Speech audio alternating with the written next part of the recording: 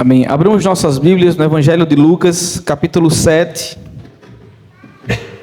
Nós iremos fazer uma exposição do verso 36 até o verso 50. Lucas, capítulo 7, do 36 ao 50.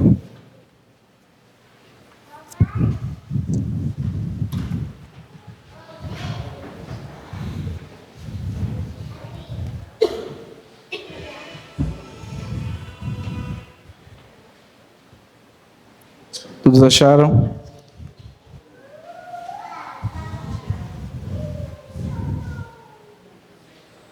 Imagine comigo que por um instante você foi convidado para um jantar formal. Quando eu falo de um jantar formal, eu falo de um jantar chique. Um jantar muito bem, muito bom. Um evento bem organizado, com convidados importantes, um ambiente totalmente diferente daquele que nós costumeiramente temos em nossa casa, pratos finos, com entrada, prato principal e sobremesa. Uma casa esplendorosa. Imagine-se dentro desse cenário. Todo mundo está vestido adequadamente, mantendo toda a compostura e seguindo todos os protocolos, usando o talher certo para cada coisa. Mas de repente, a porta da casa se abre e inesperadamente entra alguém. Uma pessoa não convidada. Uma pessoa que diante de toda a sociedade é rejeitada. Quem sabe, alguém com a reputação manchada. Quem sabe um mendigo entrando nesse lugar. O silêncio então toma conta do salão, ou da cozinha, ou da sala de jantar. Os olhares de julgamento recaem sobre essa pessoa. O clima do jantar muda instantaneamente. Mas agora imagine que essa pessoa rejeitada, ou talvez esse mendigo que entra nesse jantar sofisticado, vai agora diretamente ao convidado principal do jantar. Você organizou tudo, preparou tudo, limpou a casa, e entra alguém sujando todo o seu ambiente. Não somente isso, vai diretamente para o convidado principal. Qual seria então sua reação se você estivesse lá? Ou se você fosse o organizador? Teria ficado constrangido? Teria julgado a atitude dessa pessoa? Teria se irritado porque alguém estragou tudo aquilo que você planejou? Ou você teria entendido que aquela cena não era um ato de loucura, mas talvez um ato de amor de quem entrou naquela sala? É exatamente a cena que encontramos em Lucas capítulo 7, do 36 ao 50. Jesus é convidado para estar na casa de um fariseu, um jantar importante, alguém importante. Tudo está pronto, a mesa está posta, Jesus está à mesa. Inesperadamente, entra uma mulher indesejada no ambiente. Leiamos para começar apenas o verso 50. Diz assim o texto sagrado: Mas Jesus disse à mulher: a sua fé salvou você. Vá em paz. Oremos mais uma vez ao nosso Deus. Pai bendito, estamos diante do Senhor para entregar nossos corações nesse momento em que iremos ouvir a Tua voz. E é com muito temor e tremor que nos aproximamos do Senhor, pois bem sabemos o quão somos indignos de ter a Tua revelação a nós.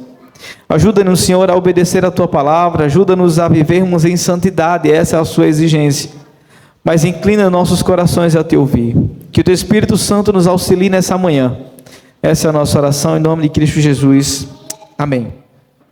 Como dito semana passada, Lucas é um gentio convertido e tinha um olhar diferenciado sobre o ministério de Jesus, focando-se especialmente em como Jesus pretende alcançar universalmente todas as pessoas, todo tipo de gente, inclusive as pessoas marginalizadas, gentios e outros rejeitados pela sociedade.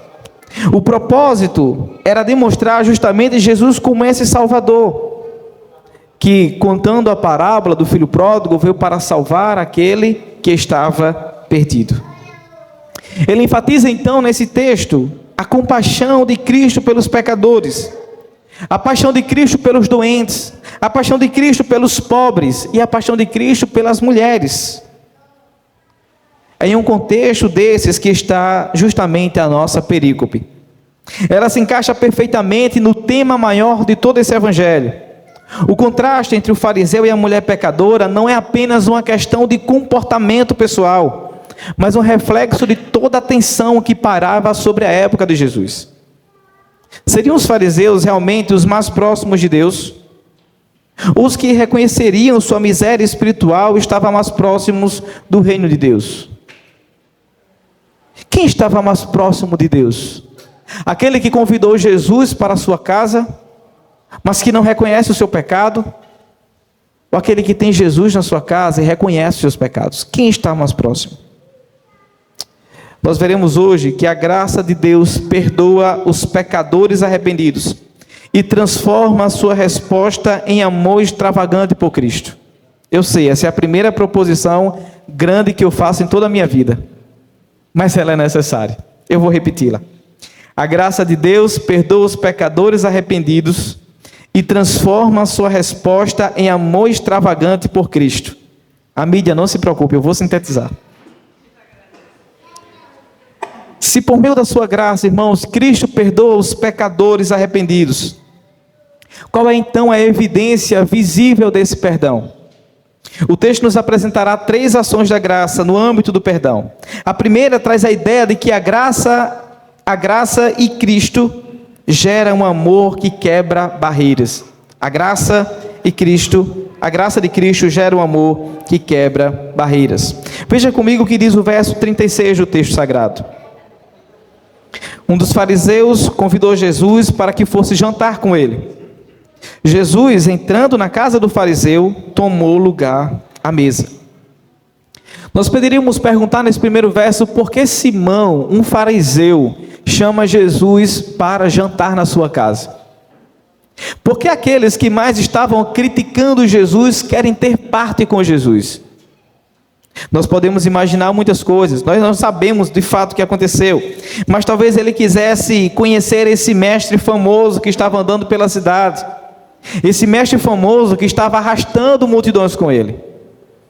Talvez Simão, o fariseu, quisesse colher provas contra Jesus, para então ter provas suficientes para crucificá-lo. Jesus se assenta com os mesmos que rigidamente eram separados dos impuros, eram separados dos rejeitados. Esses fariseus eram religiosos, que não se aproximavam de pessoas impuras para não se contaminarem, não se aproximavam de pecadores para que eles não fossem contaminados pelos seus pecados. Jesus senta na mesa com esse homem. Isso era justamente o oposto de Jesus. Era uma característica oposta àquilo que Jesus era. Lembre-se do objetivo de Jesus: chamar os marginalizados e rejeitados da sociedade. Essa é a ideia de Jesus. Mas então uma cena inesperada acontece.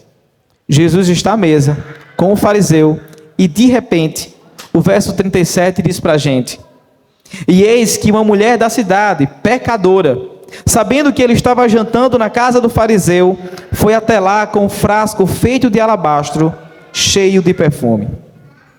A frase exclamativa "e eis" indica que Lucas quer chamar a nossa atenção para algo que está acontecendo de maneira inédita e especial.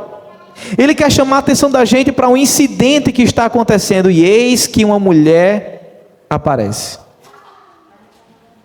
Mesa posta, convidado principal, algo formal, todo mundo com as vestimentas decentes.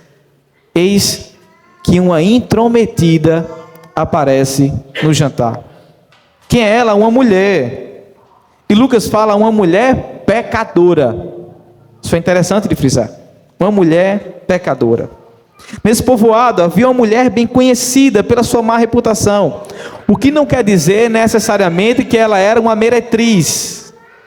Podia ser que seja, mas não quer dizer necessariamente que ela era uma meretriz, mas que ela era de má reputação, uma pecadora. Imagine uma pessoa de má reputação chegando nesse lugar. Imagine o pior político chegando nesse jantar. O pior ladrão da história.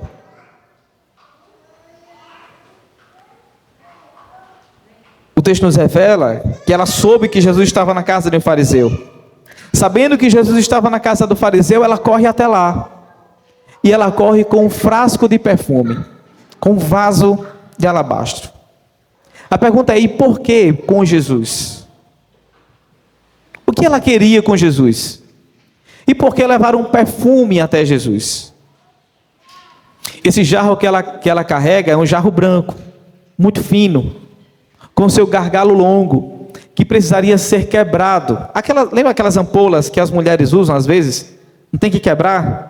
A ideia do vaso era essa. Era um vaso de alabastro branco, fino, que tem que quebrar a sua ponta, para depois ser usado.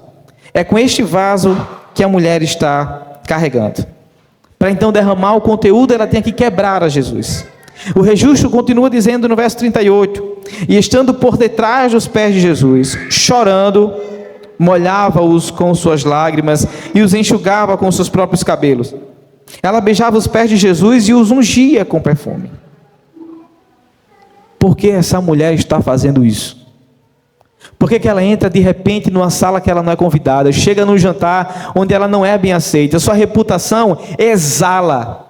A sua reputação exala, cheira mal. Quando ela chega, todo mundo percebe que ela chegou. O que ela quer com Jesus? Por que ela se prostra por detrás de Jesus? A ideia aqui é que Jesus está sobre uma mesa, sentado por trás da mesa, com os pés para trás. Era assim que os judeus costumeiramente jantavam. Essa mulher chega por trás de Jesus, quebra o seu vaso de alabastro, começa a ungir os pés de Jesus com esse perfume, um perfume caro. Para você ter ideia, esse perfume equivale a 1 ano de trabalho nosso, 1 ano de trabalho daquela época. Imaginem quanto não valia esse perfume. E na cultura, para ungir-se alguém era com azeite. Ungia alguém na cabeça com azeite. A mulher está ungindo Jesus com perfume caro, exalando sobre toda a casa. Imagina o perfume mais caro da nossa época. Eu não sei qual é, porque eu nunca usei. Mas imagina esse perfume aí. É isso que ela está fazendo. Ela entra onde não é convidada, porque esta mulher, ouvindo Jesus pelos canteiros da caminhada, ela foi atingida pelo Evangelho. E de alguma maneira, o Evangelho a atingindo, ela foi transformada em seus pecados. O que ela está fazendo aqui diante de Jesus é uma adoração extravagante, quebrando barreiras. A graça de Deus em Cristo Jesus faz com que todas as barreiras sejam quebradas. Mulheres são alcançadas, gentios são alcançados, pessoas de má reputação são introduzidas agora na família de fé. Essa mulher de má reputação e uma mulher está na família de fé, é alcançada pelo Evangelho de Cristo Jesus. O que ela faz? O texto fala que por trás de Jesus ela está chorando. Essa ideia de chorando, irmãos, é uma ideia de choro contínuo. É um choro contínuo. Desde o momento em que ela entra na sala, em que ela se prostra aos pés de Jesus, ela chora continuamente, soluçando, sem parar. E quando ela percebe que as suas lágrimas estão molhando o pé do mestre, ela aproveita os seus cabelos e começa a enxugar com seus cabelos.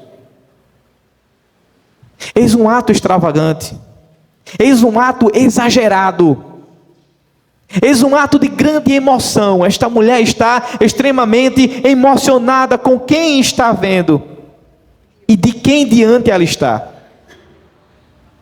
Ela sabe quem é ele e sabe o que ele fez. Por isso ela age dessa maneira.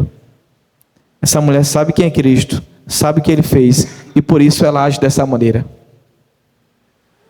Ela é tomada pelas emoções, mas uma emoção sincera.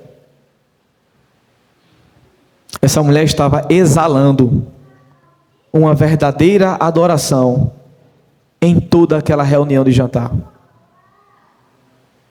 O perfume da má reputação é substituído pelo perfume da adoração.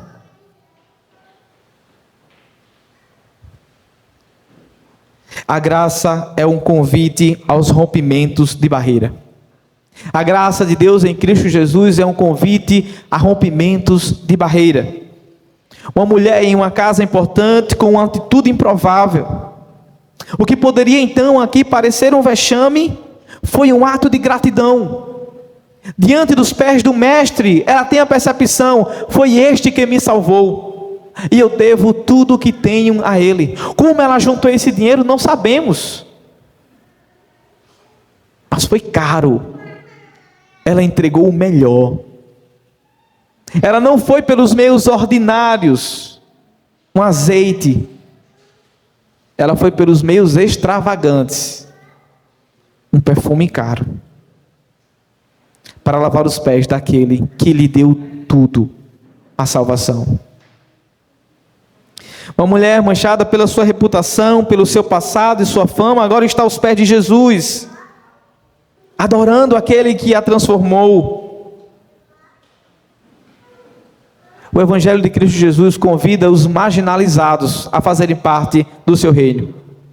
A graça de Cristo Jesus alcança todos aqueles que estão do lado de lá da barreira. Aqueles que achamos que não tem salvação. Aqueles que achamos que não vai escapar, que vai perecer no inferno, porque não mudam suas atitudes e porque continuam do mesmo jeito.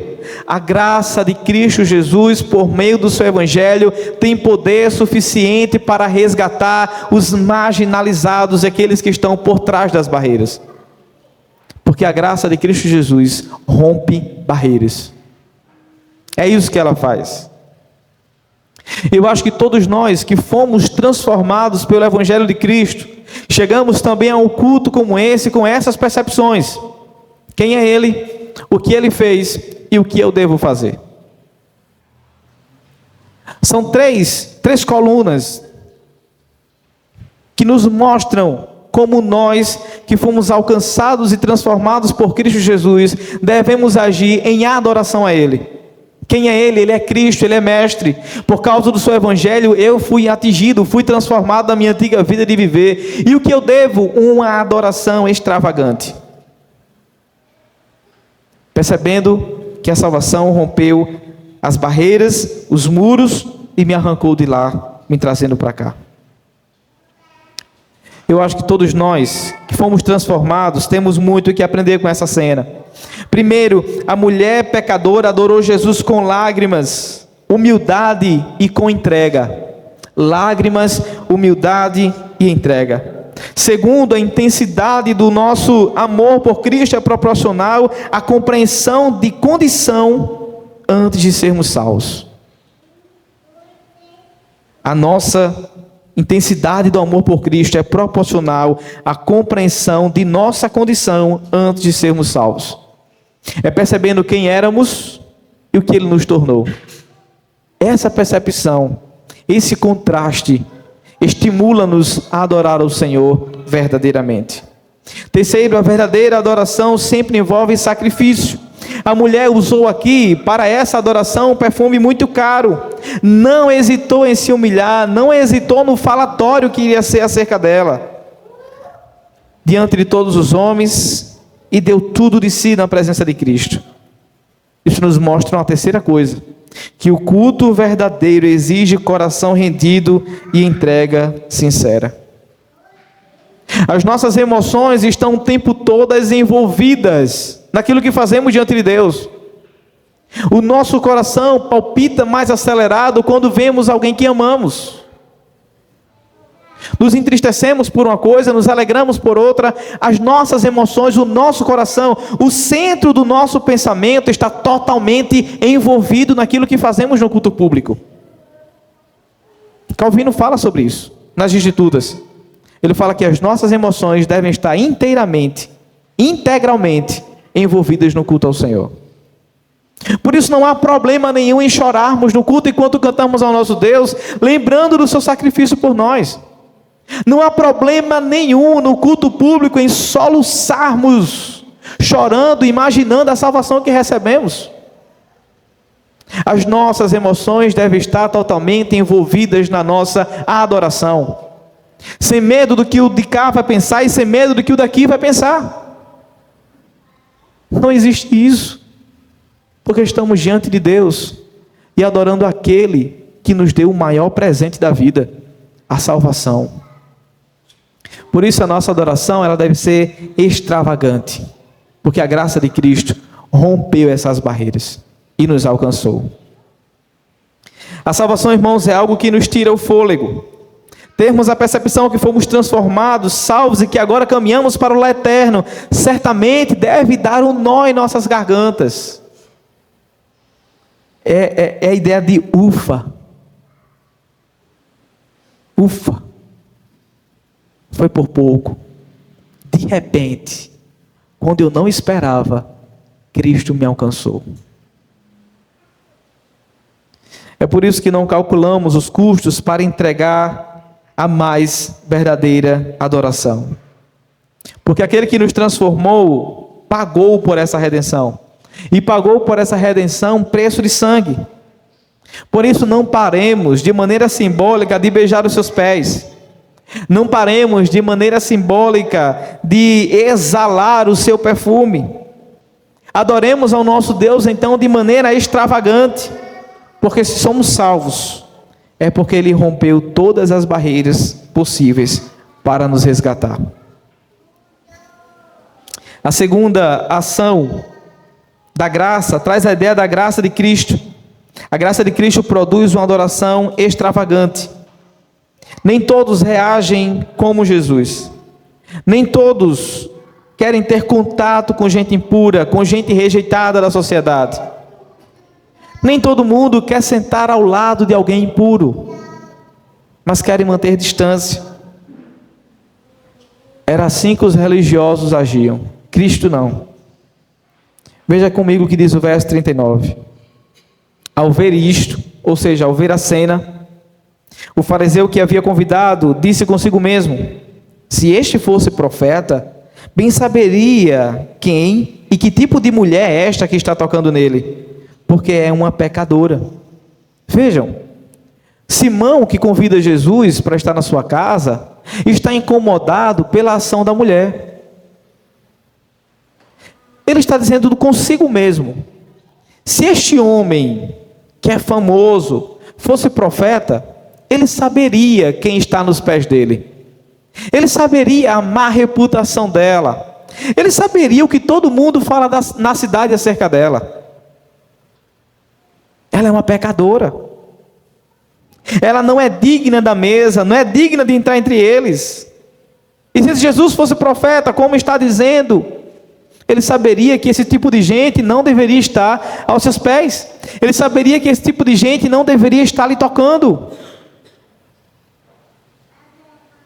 Ele se engana em julgar a mulher com base na sua vida anterior, pois o indivíduo só pode ser julgado mediante a sua vida atual, sobre aquilo que Cristo Jesus fez por ele. O passado fica no passado, e o Senhor não se lembra mais dele. Por que nós vamos nos lembrar? Por que esse fariseu começa a lembrar e tentar trazê-lo à tona em seu coração? Conhecendo Simão em seu coração, Jesus sabia o que se passava na cabeça do anfitrião. Por isso, ele diz no verso 40, 41 e 42. Jesus se dirigiu ao fariseu e lhe disse: Simão, tem uma coisa para lhe dizer. Ele respondeu: diga, mestre. Jesus continuou: certo credor tinha 2 devedores. Chegamos então na parábola. Certo credor tinha 2 devedores. Um lhe devia 500 denários e o outro devia 50. E como eles não tinham com o que pagar, o credor perdoou a dívida de ambos. Qual deles, portanto, o amará mais? Quando Jesus disse: tenham algo para dizer-lhe, o hospitaleiro, o anfitrião, ligeiramente olha para Jesus e fala: fala, mestre. Opa, o Senhor está se dirigindo diretamente a mim. Fale, pode falar. Eu estou aqui. Não sabia ele que este, que ele desconfiava ser profeta, também conhecia mentes e corações. Sabia o que se passava na cabeça de Simão. Sabia que Simão estava julgando Jesus pelo que estava deixando acontecer e julgando a mulher pelo que ela estava fazendo. Então ele faz essa parábola. Em outras parábolas, ele está dizendo: vai em frente, mestre. Diga-me o que o Senhor quer. Em termos breves, e para ficar claro para a gente, o sentido é este. Certa vez, 2 homens estavam devendo a um agiota. A ideia do texto é essa. Certa vez, 2 homens estavam devendo a um agiota. Um tinha uma dívida maior. Um tinha uma dívida de salários de 1 ano. A ideia. Outro tinha uma dívida de salário de 50 anos.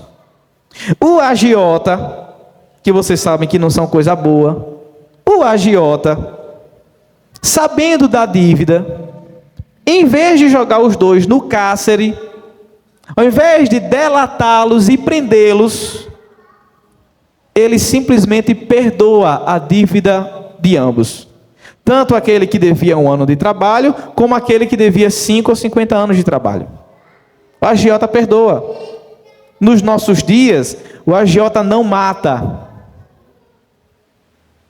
O agiota não mata um dos 2. Mas naquela época ia para o cárcere. Era mais tranquilo. Aí ele pergunta a Simão: Simão, qual dos 2 então terá maior gratidão? Qual dos 2 amará mais o agiota que emprestou? Simão responde. Veja comigo o verso 43. Penso que é aquele a quem mais perdoou. Jesus disse: você julgou bem. Você julgou bem. É aquele que mais foi perdoado. É o que ama mais.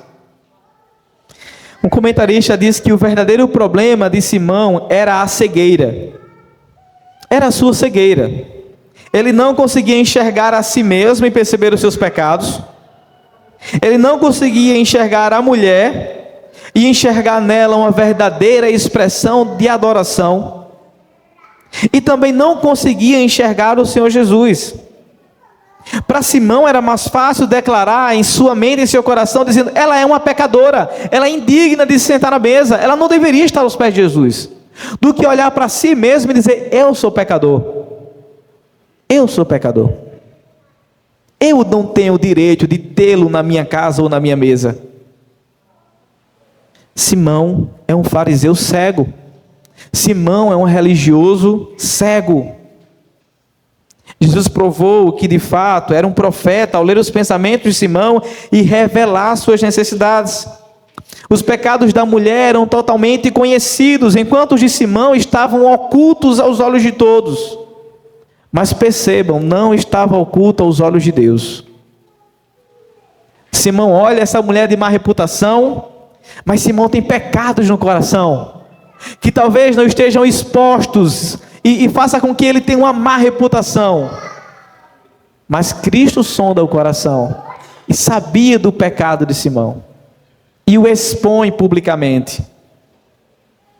É isso que Jesus está fazendo. Os 2 estavam falidos e não tinham condição de pagar a sua dívida com Deus. Tanto Simão estava falido, quanto a mulher estava falida. Os 2 estavam em dívida para com Deus. Ambos não tinham como pagar a dívida com Deus.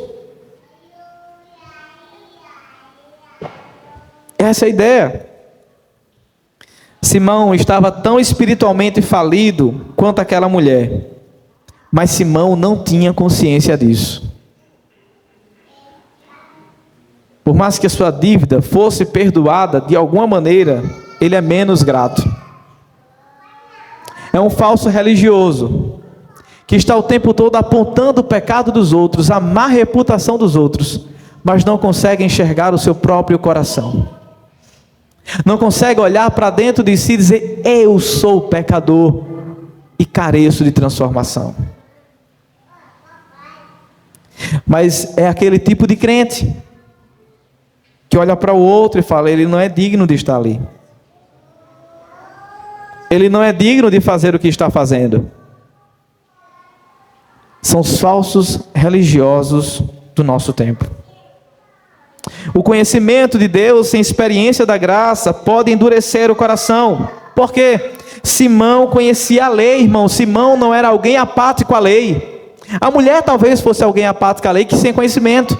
Mas Simão era alguém que conhecia a lei.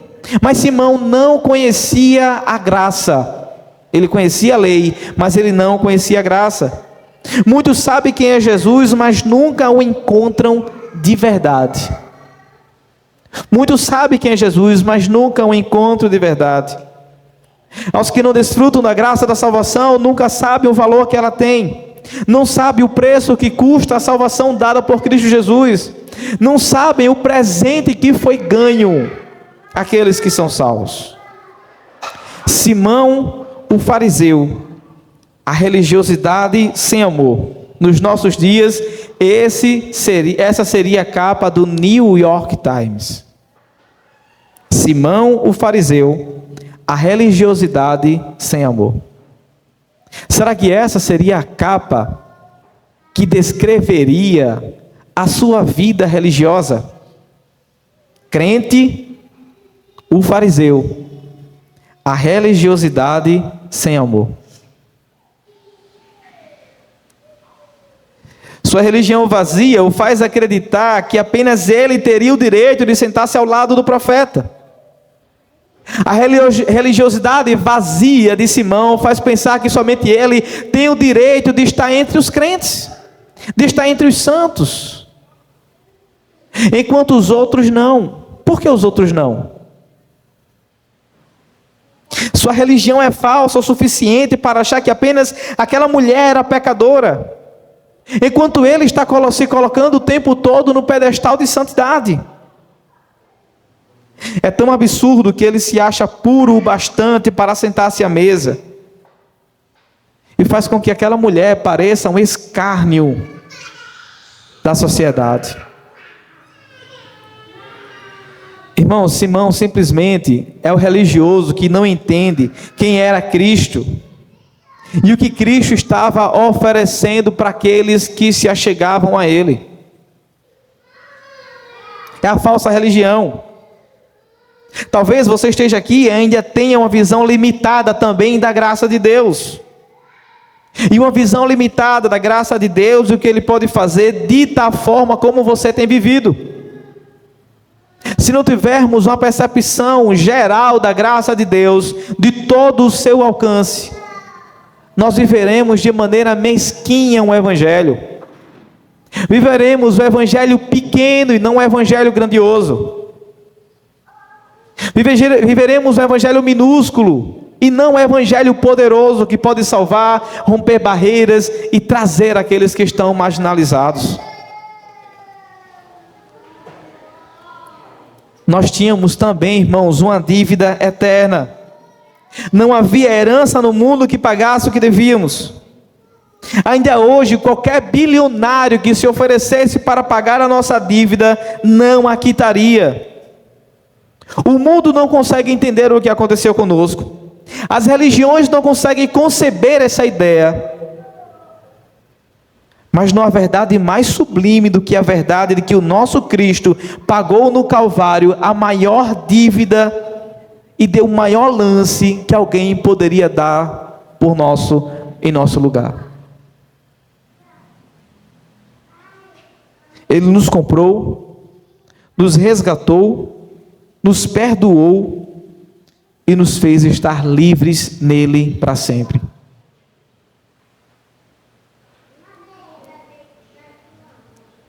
Quem que depois de ter tão grande dívida paga, não retribui com amor verdadeiro e não retribui com adoração extravagante? Quem que de maneira exagerada não olha para aquele que lhe livrou da escravidão do pecado e começa a chorar, de soluçar sobre os seus pés, enxugando os seus pés com os seus cabelos e ao mesmo tempo limpando? É algo incontrolável, ao mesmo tempo consciente do que está sendo feito. Eis o paradoxo da gratidão pela salvação.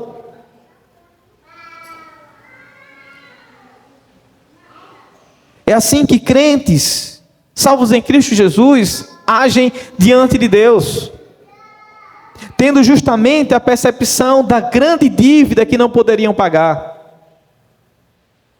mas que foi paga por alguém em nosso lugar.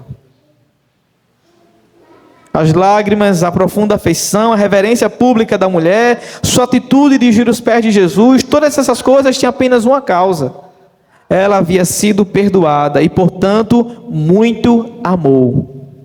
Ela havia sido perdoada e, portanto, agora muito ama esse mestre. Seu amor não foi o efeito, seu amor foi o efeito e não a causa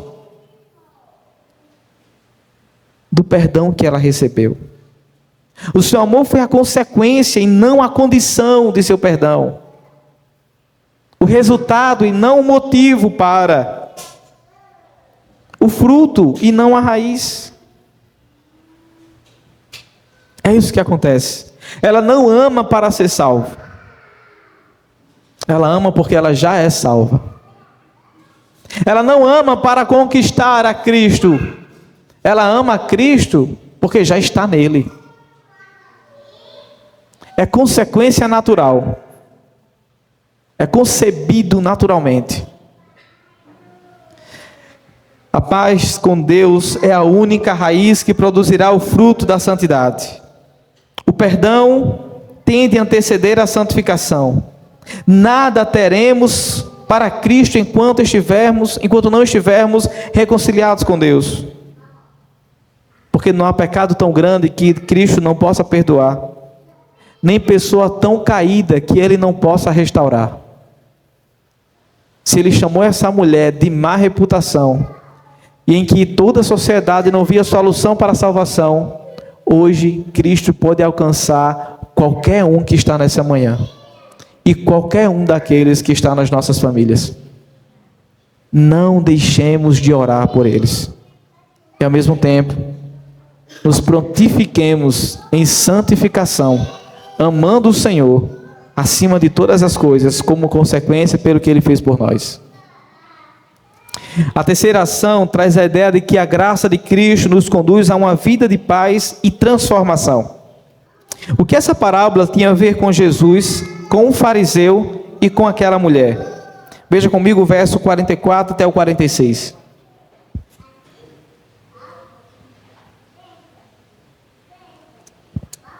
Diz assim o texto: E voltando-se para a mulher, Jesus disse a Simão: Você está vendo essa mulher?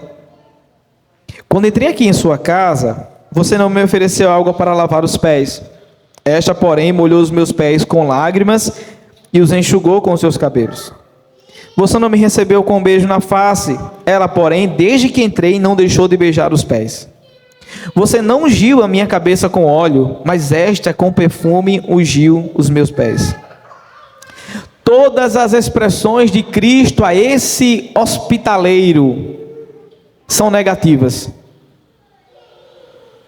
Em outras palavras, Simão, como é que você me chama na sua casa e, como dita o costume, nem meus pés você lava? Você que guarda a lei, que guarda a tradição, deveria saber que quando o judeu chega na casa do outro, seus pés têm que ser lavados. Mas você não fez isso.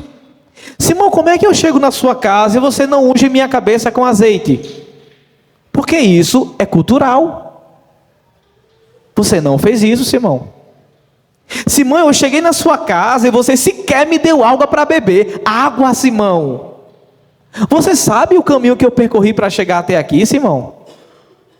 Você simplesmente não me oferece nada. Você me trata como um indiferente na sua casa. Você me dá um lugar na sua mesa, você me dá um espaço, mas você me dá um espaço apertadinho. Você não me recepciona bem na sua vida. Com suas atitudes, Simão, você está dizendo para mim que eu não sou importante para você. Eu não sou um convidado de honra. Eu sou um intrometido na sua casa. Como pode, Simão? E agora você está julgando uma mulher que entrou de repente na sua casa e começa a lavar os meus pés. Ela faz todo o oposto do que você fez. Se você não lavou os meus pés com água, ela lavou os meus pés com lágrimas. Lutero chama isso de águas do coração. Ao invés de águas naturais, ela lava os pés de Jesus com águas do coração. A emoção, o seu coração é a fonte que transborda para que ela comece a lavar os pés do mestre. Simão, você não me unge com óleo. Sabe o que essa mulher fez? Ela me ungiu com um perfume caro. Totalmente diferente de você. Ela faz tudo o oposto do que era para você fazer. Ela não só fez tudo o que você não fez, como fez tudo de maneira superior. Você sequer cumpriu a tradição ordinária de receber alguém em casa. Em outras palavras, Simão, parece que eu não sou ninguém para você. É a ideia de conhecer Jesus, e apenas conhecer, e querer tê-lo por perto, mas não tratá-lo como de fato ele deveria ser tratado. Esse é Simão, um falso religioso, um fariseu, alguém que só vive pela tradição.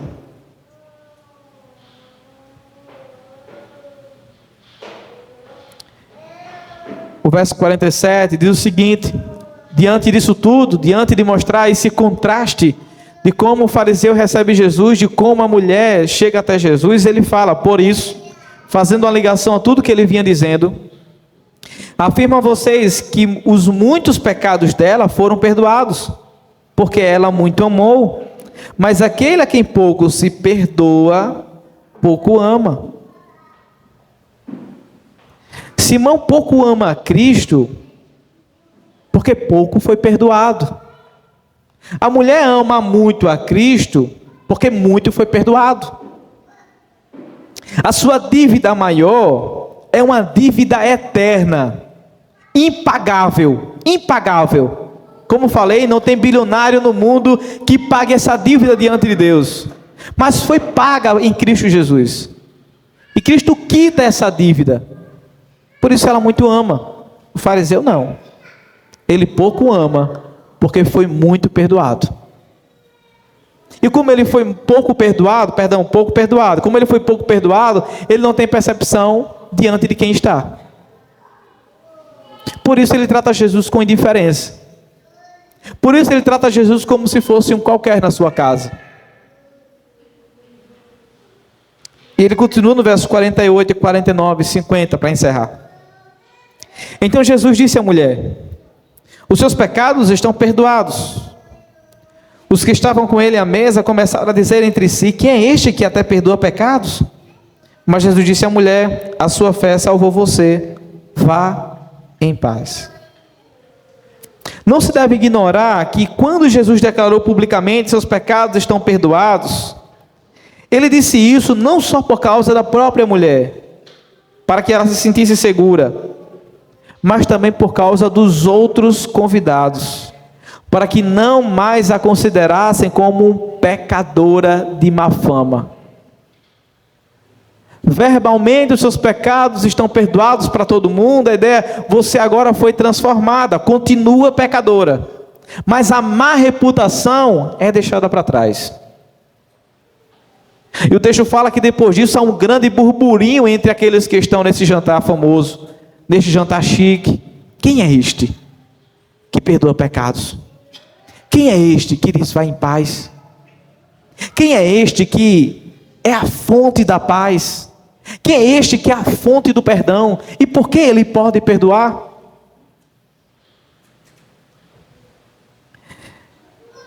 Jesus oferece à mulher a salvação mediante a fé e concede a ela a sua paz. Ela entrou naquela casa prisioneira dos seus pecados, e agora, pela voz do Mestre, ela saiu totalmente livre. Totalmente livre. Ela entrou condenada pelos homens e saiu perdoada por Jesus. Ela entrou cheia de culpa e saiu justificada pelo Filho de Deus.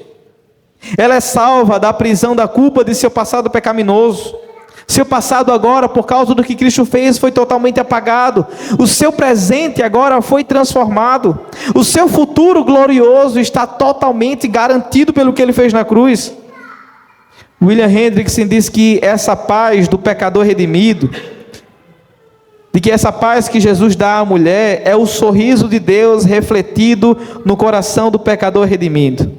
Um refúgio da tempestade, um esconderijo na rocha eterna, um abrigo sobre as asas do Onipotente. Essa é a paz dada por Cristo Jesus. O sorriso de Deus refletindo sobre um coração redimido. Ao ponto em que nós temos o retrato da falsa religião. Nós temos nesse texto o retrato do cristão verdadeiro. Com quem você se parece? Com quem você se parece no texto, na parábola e nos personagens? Quem é você? Com o fariseu entusiasmado que não reconhece os seus pecados? Ou com a mulher prostrada, humilhando-se para saber quem era e o que ele fez por ela? Você parece com aquele devedor que ama como resultado de porque foi muito perdoado? Ou como aquele que não enxerga valor naquilo que Cristo Jesus fez por você? Você pode levar a vida toda dando de ombro e não está nem aí para essa verdade. Mas não é por isso que isso vai deixar de ser verdade. Cristo veio em carne, habitou entre nós, e para redimir um povo para si. Essa é a verdade sublime do Evangelho. Quem é você nessa história? Aonde você se encaixa? É aquele que trata Jesus como se fosse mais um no seu coração? Trata Jesus como um dos deuses que você ergueu na sua vida? Dá pouca importância, o convida para habitar no seu coração, mas não o trata como se ele de fato estivesse ali. Não oferece o seu melhor, não entrega tudo que poderia entregar. Quem é você nessa história?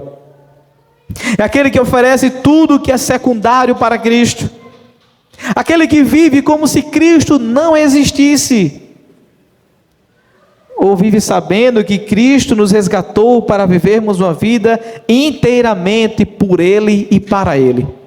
Quem é você nessa história? Simão acreditava nesse Cristo que eu estou falando. Simão tinha fé que esse Cristo estava ali, era o mestre. Desconfiava que ele era o Salvador, mas sabia quem era Jesus. Tinha visto seus milagres. Quando o seu coração é desmascarado, ele sabia que esse Jesus era um profeta, porque somente um profeta conseguiria discernir o coração dele, como assim foi feito. E um profeta superior, Cristo Jesus. Segundo a proporção da sua fé, ele estava com Jesus, mas ele amava friamente, e seus atos também eram frios diante de Deus. Imagine você receber alguém na sua casa e não oferecer um copo de água. Imagine você oferecer chegar alguém na sua casa e você não dar um lugar de assento para que ele descanse. Pelo menos um docinho, São José tem que sair. Não é possível.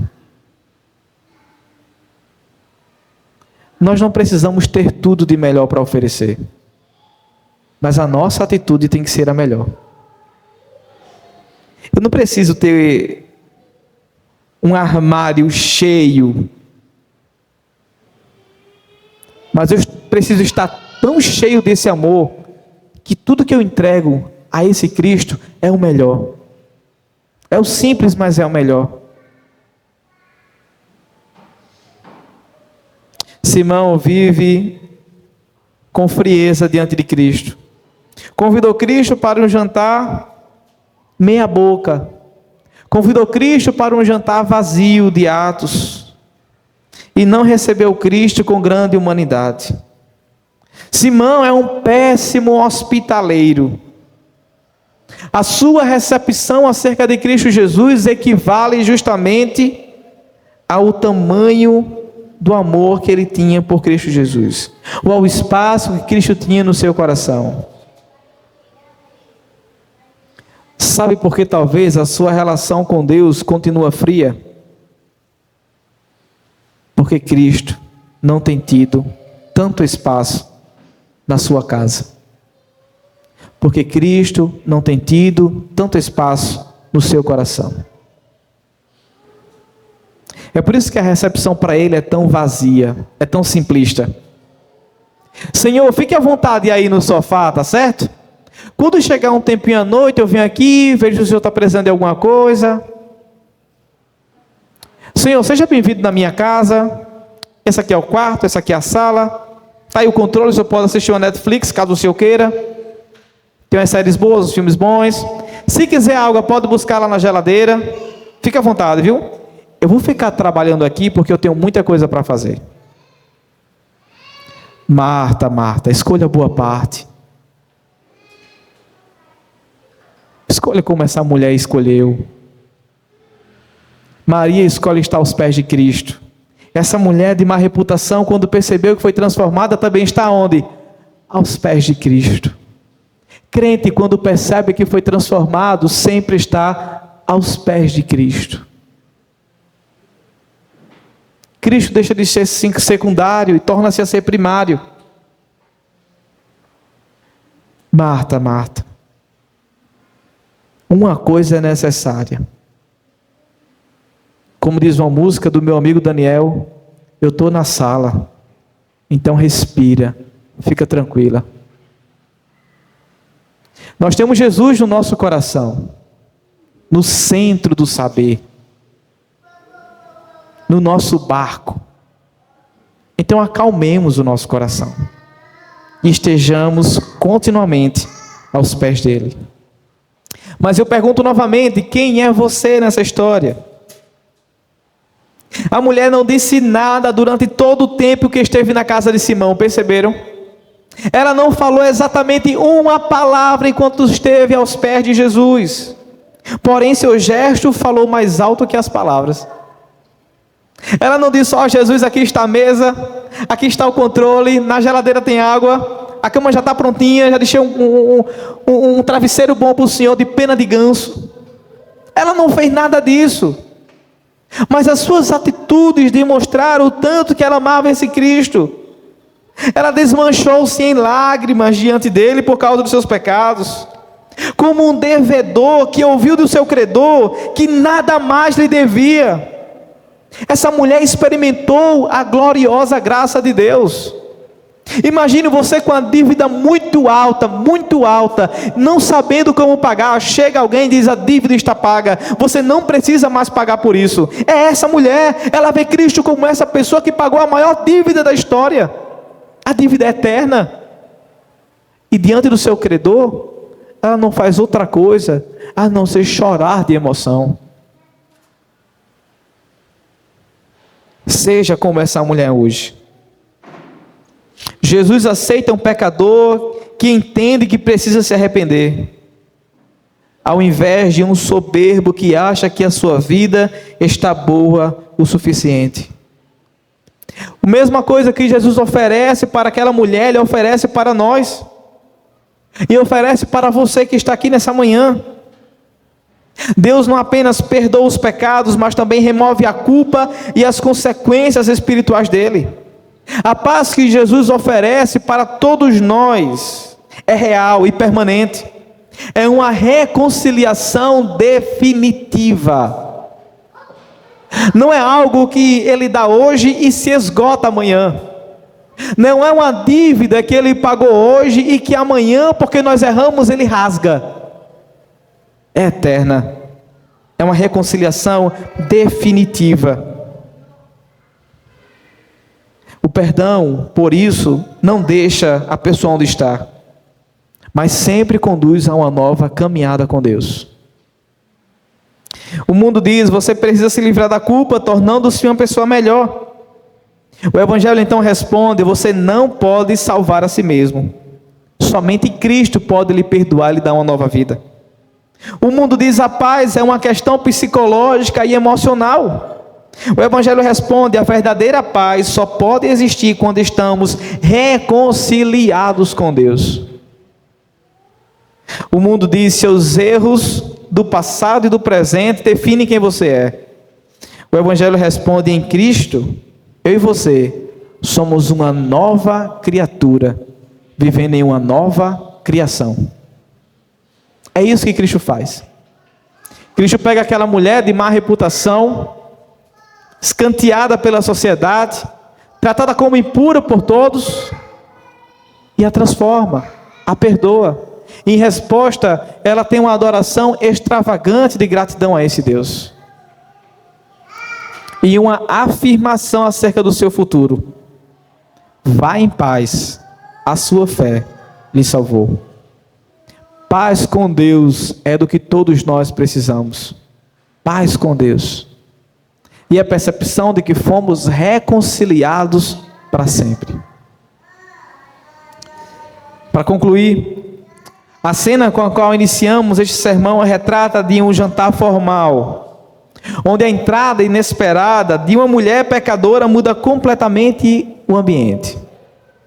No silêncio constrangedor que se instala, lá está ela, e sua presença é mais que notada.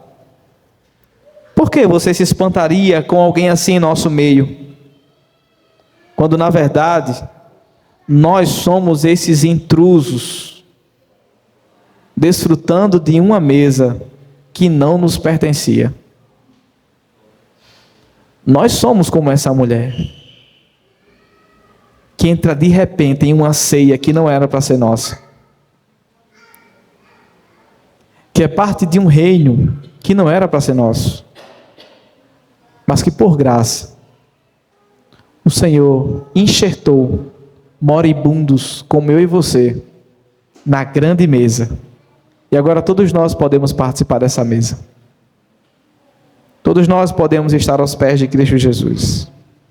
Até recebermos nossas vestes, as Escrituras afirmam que nossas melhores obras cheiram mal diante de Deus. O que muda? O que nos faz ser quem somos em Cristo? O sacrifício de Cristo chega a Deus como um aroma suave. O seu sacrifício se espalha como uma entrega extravagante por uma mulher de má reputação e por pessoas como eu e você.